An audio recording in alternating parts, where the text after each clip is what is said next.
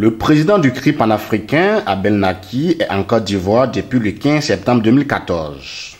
À la tête de cette toute première organisation de résistance pro-Gbagbo en France depuis le 11 avril 2011, date de l'arrestation de l'ancien président ivoirien, Abel Naki est à Abidjan pour, dit-il, participer au processus de réconciliation nationale.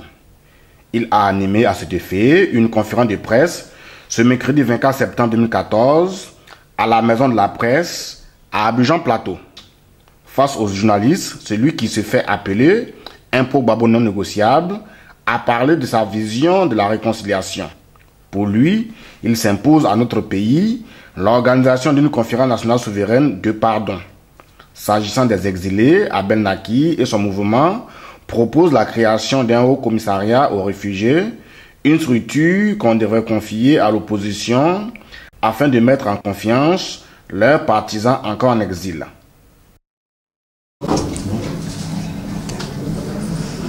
Je voudrais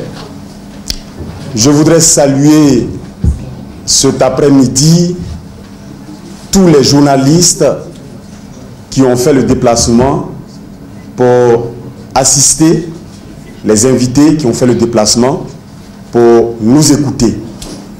Avant de commencer mes propos, je voudrais observer une minute de silence en la mémoire de tous ceux qui sont morts, en la mémoire des victimes de la crise post-électorale qui a eu lieu après les élections de novembre 2010.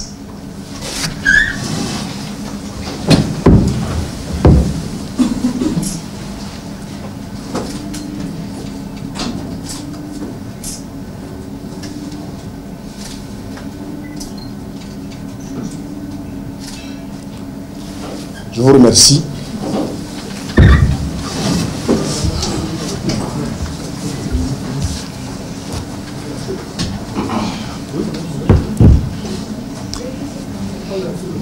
Depuis le lundi 15 septembre 2014, nous avons foulé nos pieds sur le sol ivoirien. Et cela suscite beaucoup d'interrogations, beaucoup d'inquiétudes, raison pour laquelle le CRI panafricain Côte d'Ivoire a décidé d'organiser une conférence de presse pour expliquer les raisons pour lesquelles nous sommes venus en Côte d'Ivoire. Cette conférence de presse sera un échange avec la presse, des questions auxquelles nous allons répondre. Mais bien avant, je vais lire une petite déclaration liminaire pour situer le contexte, afin que, après, nous puissions répondre aux différentes questions des journalistes pour éclairer l'opinion publique, nationale et internationale. Conscient des enjeux actuels d'un retour à une vie politique normale en Côte d'Ivoire, les partis politiques, les organisations de la société civile, confessionnelle et religieuse entreprennent des initiatives de rapprochement des positions autrefois tranchées dans un environnement social en pleine convulsion. Cette nouvelle disposition des actions de la vie sociopolitique ne laisse aucune partie indifférente, vu les aménagements orchestrés par l'agenda des différents états-majors. C'est donc dans cette perspective que le CRI panafricain a décidé d'inscrire sa démarche pour jouer sa partition à cette étape ultime de la nouvelle santé sociopolitique qui présage, tout en gardant la quintessence de son combat qui est la libération du président Laurent Gbagbo, de la première dame Simone Gbagbo, du ministre Charles Blé Goudé et de tous les prisonniers politiques, du retour sécurisée des exilés et de la restitution des terres et des biens par les non-ayants droit pour qu'il y ait une vraie réconciliation entre les Ivoiriens.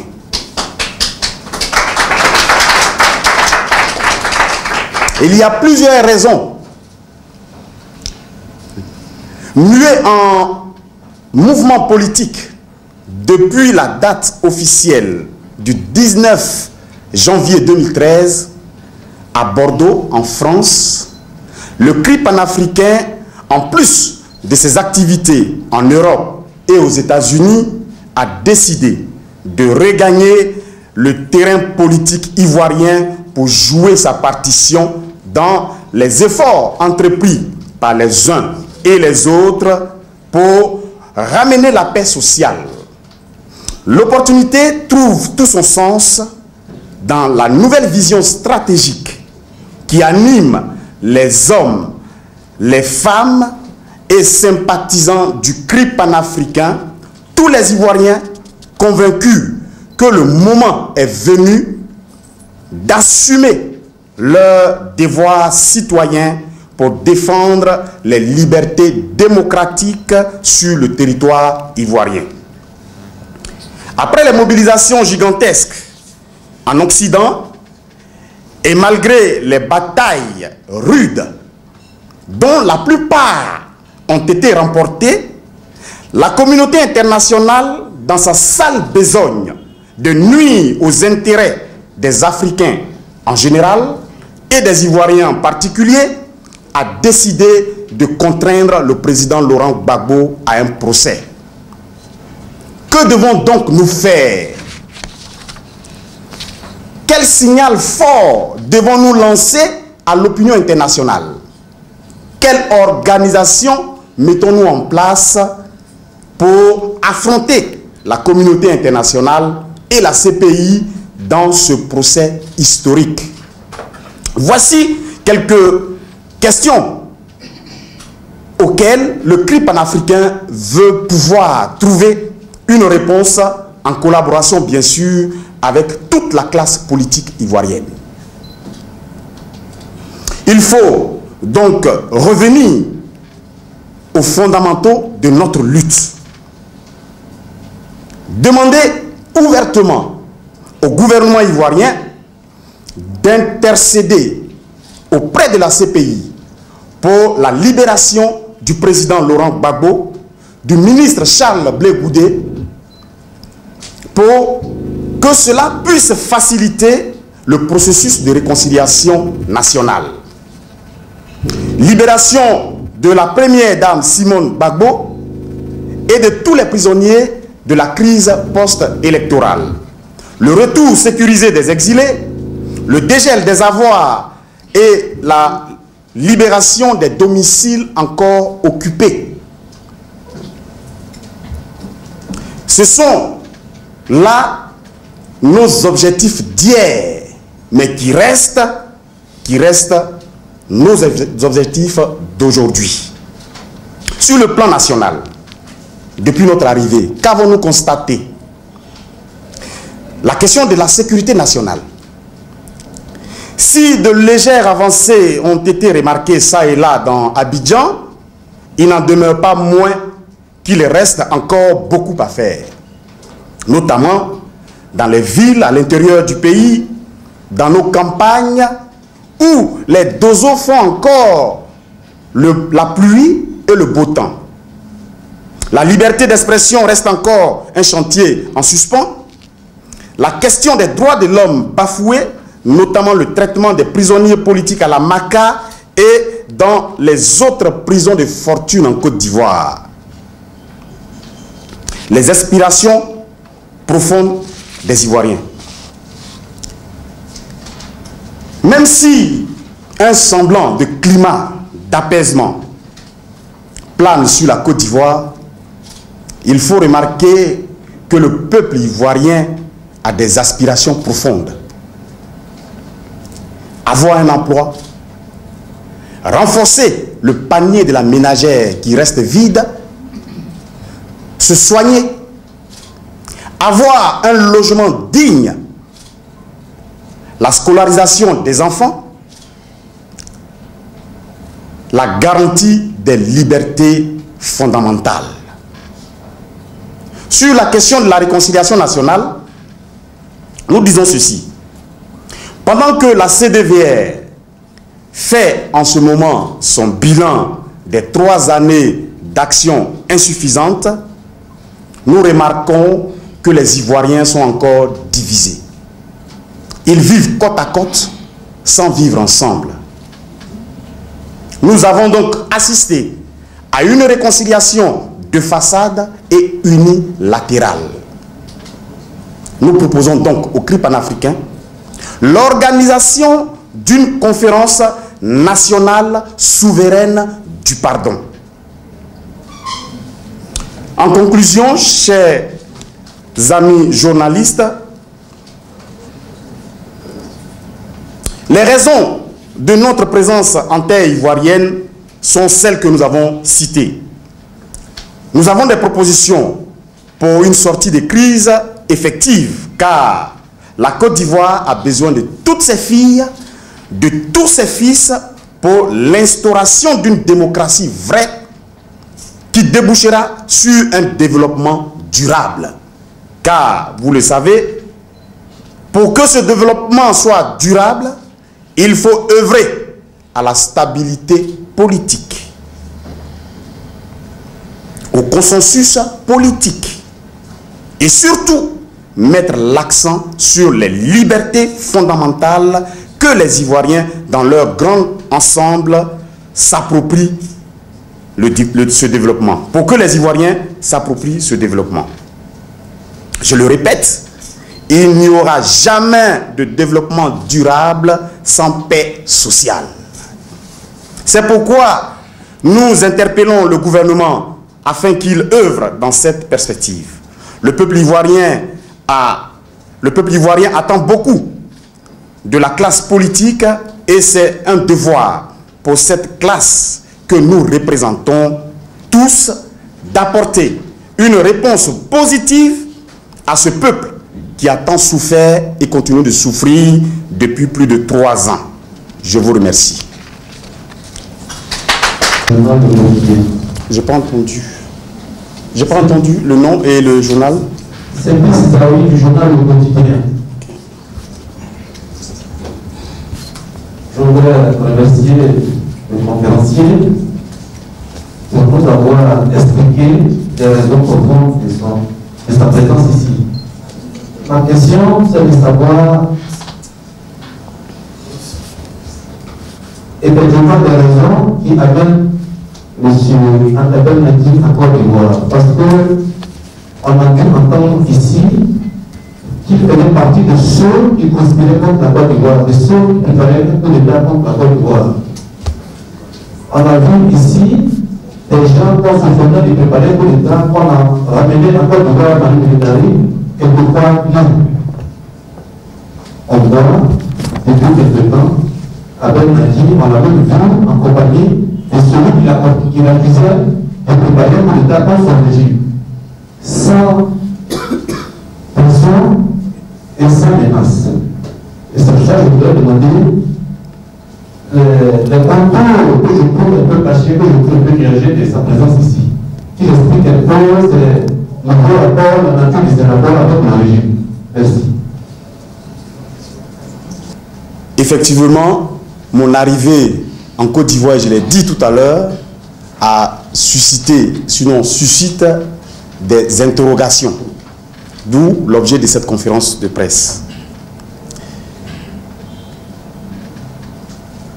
À un moment donné de la lutte que nous avons menée en France, parce que le 11 avril survenant et que en Côte d'Ivoire, il n'y avait plus d'opposition, il n'y avait plus de rassemblement, il n'y avait plus de rencontres, on ne pouvait plus s'exprimer, nous avons décidé en Europe de mener cette lutte pour que la voix des sans-voix puisse être entendue. Et c'est ce que nous avons fait. Nous l'avons fait, nous l'avons réussi pendant 3 années consécutives.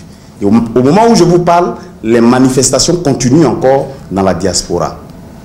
Quand nous faisons cela, parce que dans notre objectif, c'était que pendant la phase préliminaire de l'accusation du président Laurent Gbagbo à la CPI, il était important pour nous de montrer à l'opinion publique internationale que le président Laurent Gbagbo est innocent. Il était important de faire connaître la crise post-électorale à toute la classe politique internationale. C'est ce que nous avons fait. Aujourd'hui, je peux vous rassurer que la communauté internationale et l'opinion internationale sait que le président Laurent Gbagbo est innocent de tout ce qu'on lui reproche.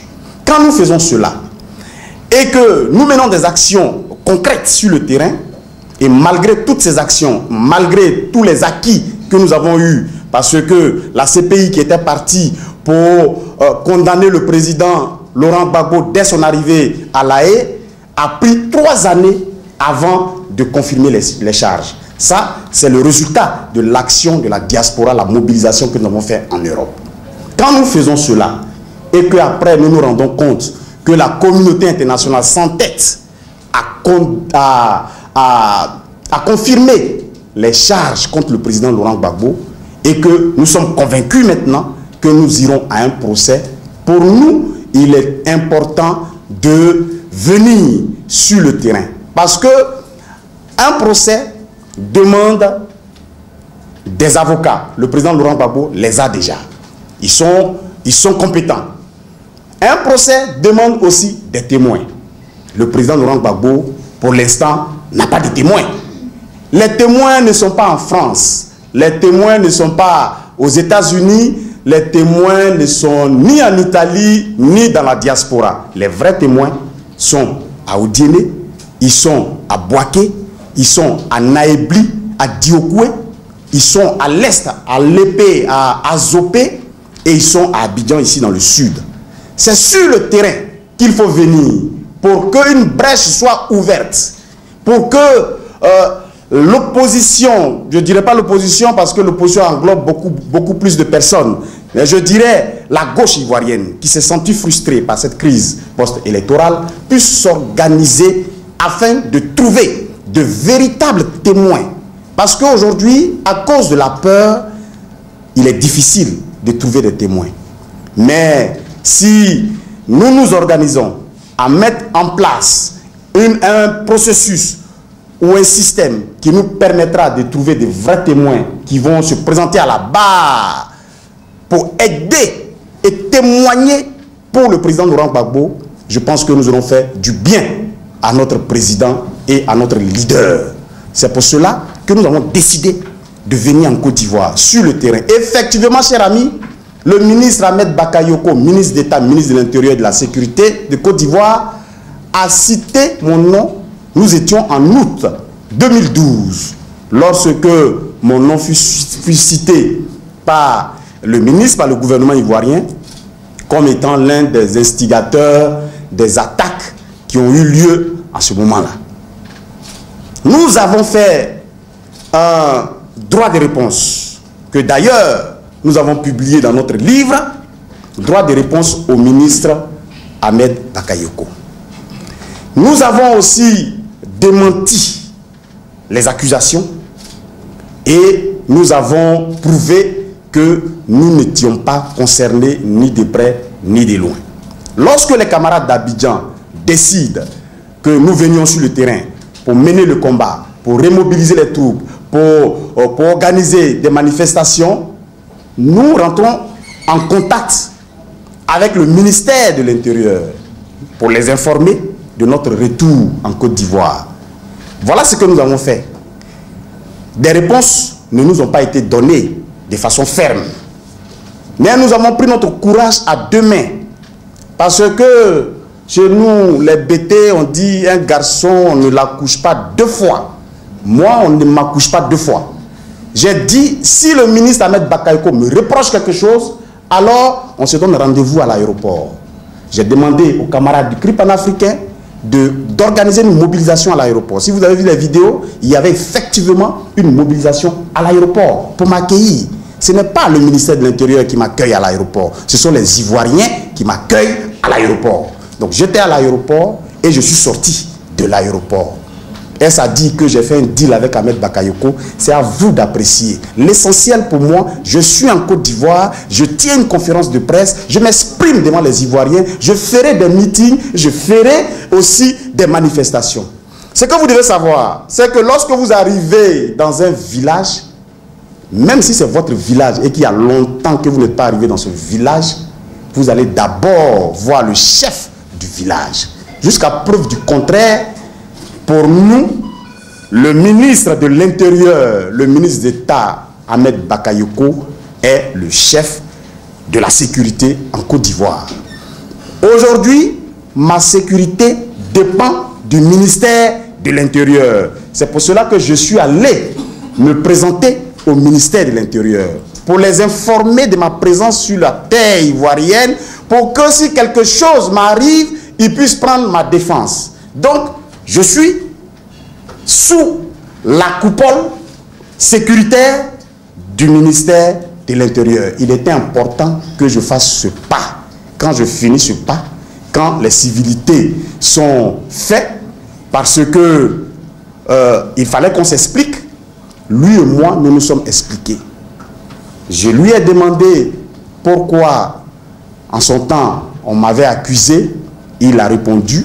Moi également, je lui ai expliqué que je n'étais pas concerné par cela. Et de façon sincère, nous avons enterré la hache de guerre.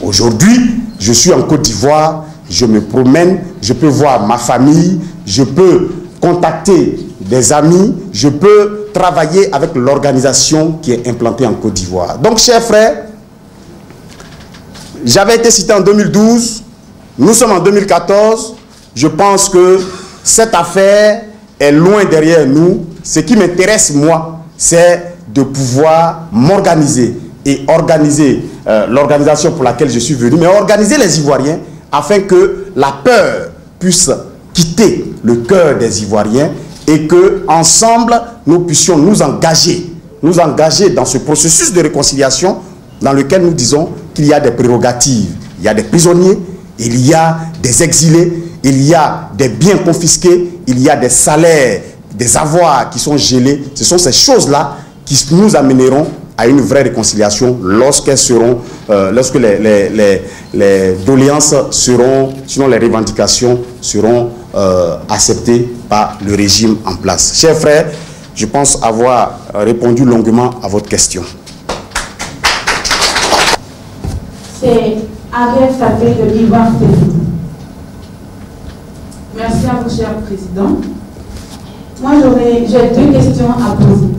D'abord, la première, vous avez cité tout à l'heure dans vos démarches que vous allez intercéder auprès du gouvernement pour faire libérer les prisonniers politiques et dégeler les avoirs.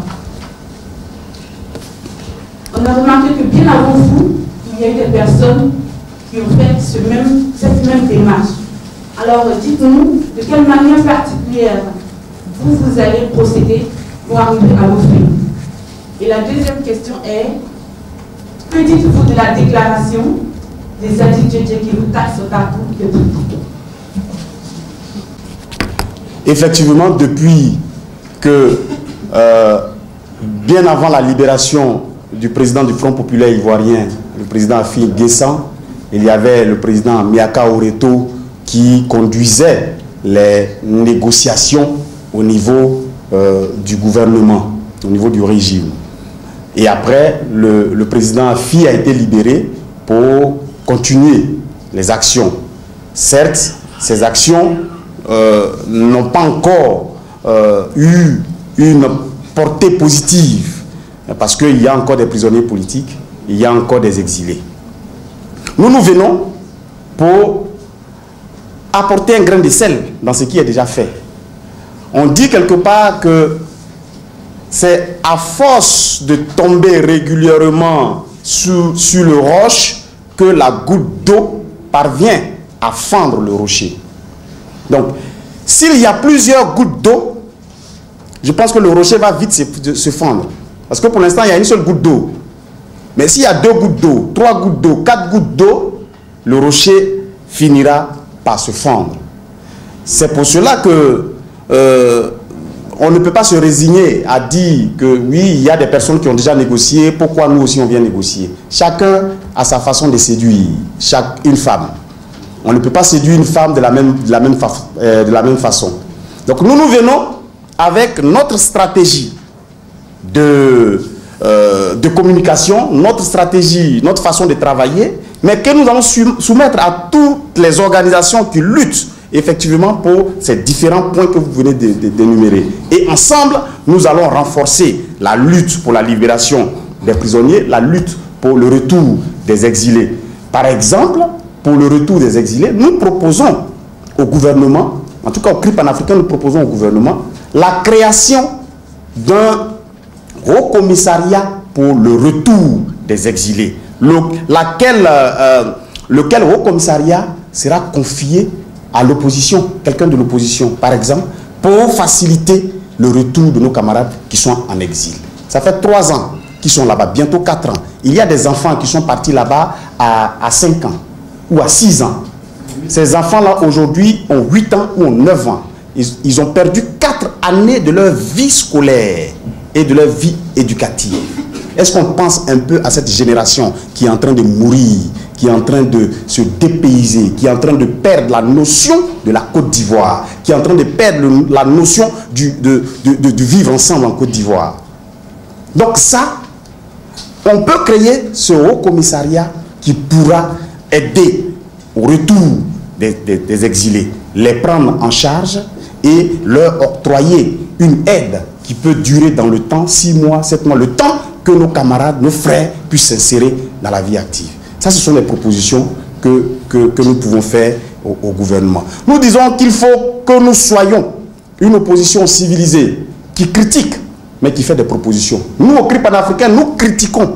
Et nous sommes les plus grands critiqueurs, je ne sais pas si ça se dit, les plus grands critiqueurs du régime du chef de l'État, M. Alassane Ouattara, mais en même temps, nous faisons des propositions. C'est pour cela que nous avons parlé tout à l'heure de l'organisation d'une conférence nationale souveraine du pardon.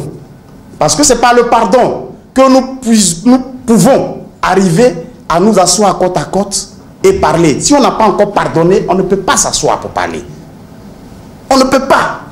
Donc nous devons pardonner. C'est vrai, ça va faire mal à beaucoup de personnes, mais nous devons pardonner. Nous sommes au-dessus de tous les clivages pardonnés qui nous amènera à nous asseoir pour parler de la réconciliation et qui nous amènera dans un développement. Mais quand on a pardonné et qu'on s'assoit, c'est là où on s'assoit, on dit à l'autre, oui c'est vrai, moi j'ai des prisonniers, j'ai des exilés, j'ai les avoirs qui sont gelés, et comment faire pour que ces personnes-là puissent retrouver la liberté.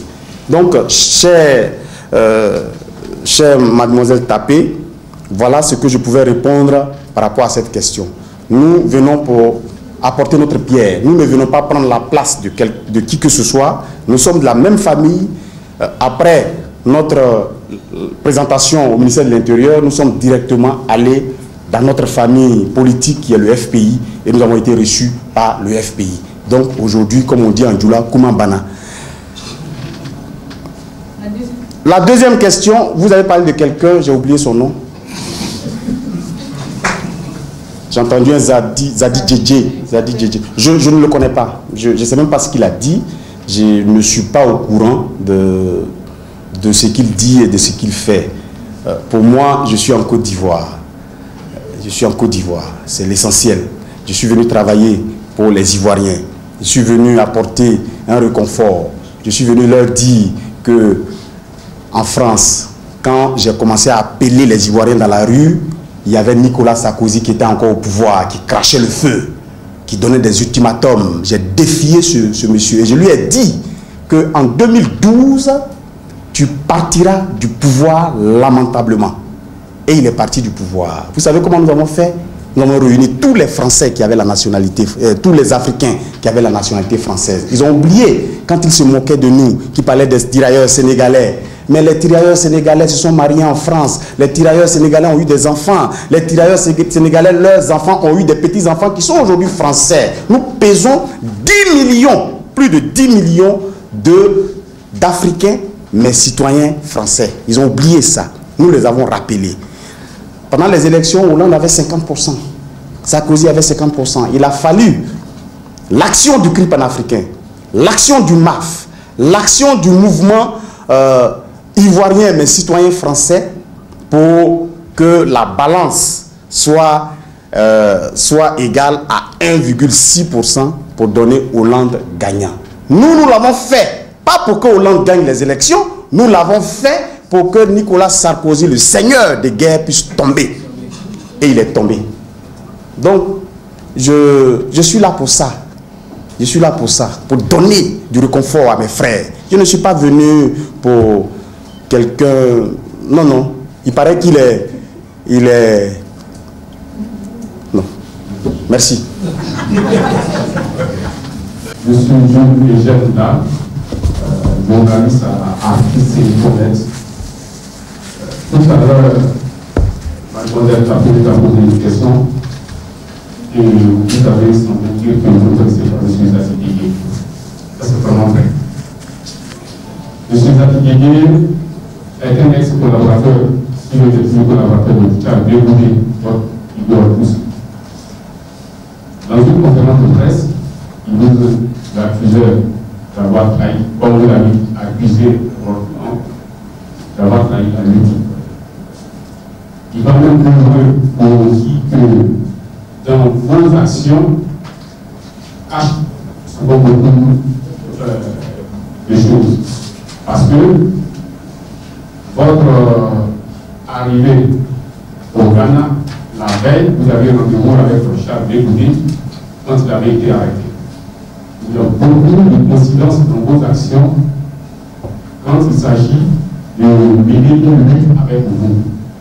Aujourd'hui, vous dites que vous ne connaissez pas M. Zazie Gueye. Est-ce que c'est vrai que vous ne connaissez pas Zazie Gueye?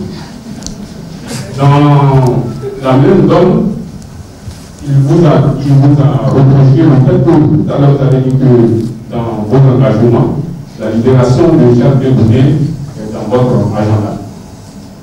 Et il dit, au cours de la conférence de presse qu'il a annoncée lundi, que vous êtes à 1 heure de la haie. Je voulais vous demander, est-ce que vous avez rencontré Charles Blé Goudé qui est là-bas?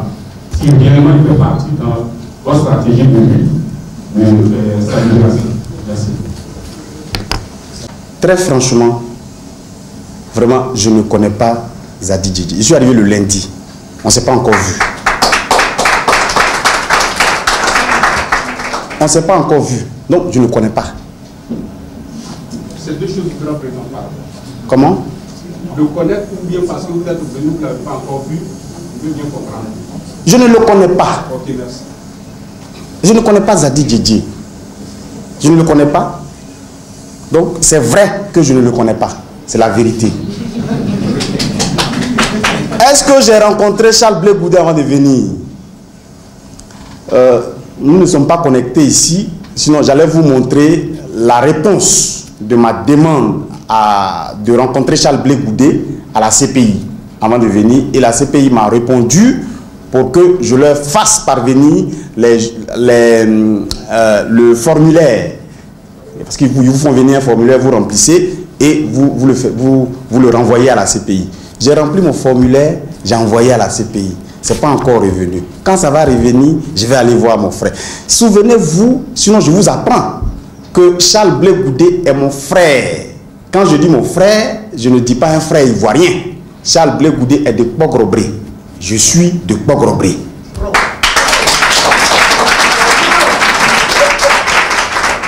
Quand il y a eu le déplacement massif des Ivoiriens, parce qu'ils fuyaient les bombes atroces de la communauté internationale, parce qu'ils ne savaient plus où aller, quand ils sont allés au Ghana, au Togo et au Bénin, le CRI panafricain a été le premier mouvement à organiser une levée de fonds pour aller voir nos frères au Ghana.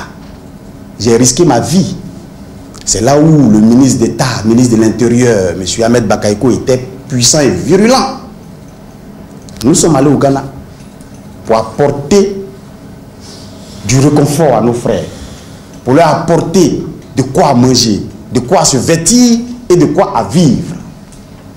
Quand je suis arrivé là-bas, c'était en 2011, j'ai rencontré Charles Blé Goudé.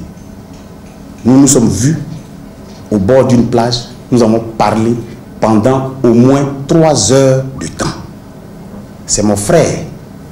Quand on était petit et qu'on allait en vacances au village, j'ai un de mes cousins qui est dans la salle. On a un autre cousin qui jouait au ballon, qu'on appelait Diego, Mathieu Wahi. Charles Blé Goudé et moi, nous nous battions pour attraper les comment on appelle ça, les magres, c'est ce qu'on appelle ça, hein, les chaussures pour jouer au ballon. Parce que le simple fait que tu attrapes les chaussures d'un footballeur, tu pouvais avoir une petite go. Donc on se battait pour attraper. C'est pour vous dire que c'est mon frère. On est du même village. Donc je ne peux pas avoir un calendrier pour nuire à mon frère. La lutte que je mène, c'est pour sa libération. Le jour où il a été transféré à La Haye, j'étais moi-même à La Haye pour voir l'avion atterrir. Et ce jour-là, il y a eu un grand tonnerre de pluie qui s'est abattu sur la ville. Je l'ai même mis sur ma page Facebook. Je sais ce que je fais. Je sais d'où je viens. Je sais pourquoi je suis dans les rues. Donc, chers amis, si Zadi Diédié veut me rencontrer, je suis en Côte d'Ivoire, on peut arranger un rendez-vous, nous pouvons parler entre frères. Ce n'est pas la peine d'écrire des choses dans les journaux et se faire remarquer pour rien. Merci. Il faut rappeler que le CRI panafricain est passé d'un cher mouvement de rue, né le 11 avril 2011 à Paris, à un parti politique depuis janvier 2012. Eh bien, effectivement, le CRI panafricain qui, au départ, en France, était un mouvement de masse, un mouvement de rue, s'est mué depuis le 19 janvier 2013 en mouvement politique, donc un parti politique. Pour l'instant, le ministère de l'Intérieur, nous attendons notre récépissé. Mais ce changement a un sens.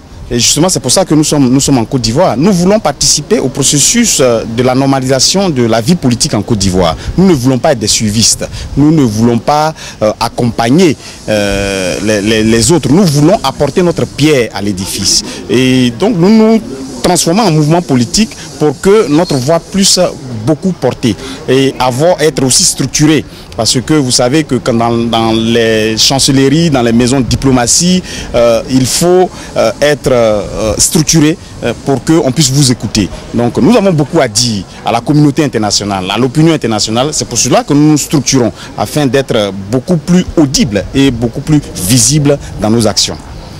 Abidjan, concrètement, pourquoi? Nous sommes ici pour d'abord parler avec nos frères, parce que la Côte d'Ivoire c'est notre pays. Nous sommes là pour leur dire que ce que nous avons fait en France, nous pouvons aussi le faire en Côte d'Ivoire, pour que les Ivoiriens puissent être ensemble, puissent vivre ensemble. Nous remarquons qu'en Côte d'Ivoire, on vit côte à côte.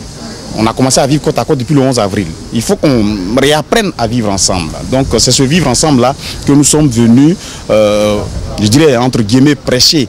Mais pour vivre ensemble, il est important que tu puisses connaître le problème de l'autre et que l'autre puisse connaître ton problème. Et nous, nos problèmes sont connus, on les connaît depuis le 11 avril. Nous répétons ces mêmes problèmes-là pour que, en tout cas, le gouvernement ivoirien puisse se pencher sur ces problèmes-là.